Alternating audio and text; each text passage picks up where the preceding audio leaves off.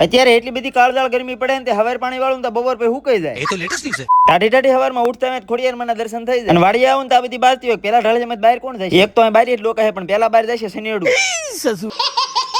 બેનપણીઓ થોડો નાસ્તો કરે એટલી વાળમાં આપણે ઉપાડી કોશ ને કોશ જેવડો ખીલો બહુ ઝાઝો ઊંડો ખાડો કરવો પડશે નહીં? તો હાલો વર્ક ઇન પ્રોગ્રેસ ચાલુ કરી દઈએ, કરવાનું મારે જ છે.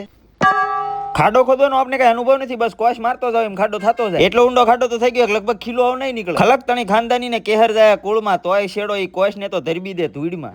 બડા હરામી હો બેટા. બીજા દિવસે ગરમા ગરમ હવાર પડી ગઈ પાછી વાડી અને ઉપાડ્યો પંપ. ટેન્શન નો લેવા દવા નથી છાંટવાની, રીંગણીમાં ખાતર ચડાવવાનું. માંડ તૂટ્યો ગાયન કે ખાતર ઓગાળના. રેલા બાપ ને રીંગણીએ પોકાડી દીધો, હારે પાણી હોતન વાળવાનું.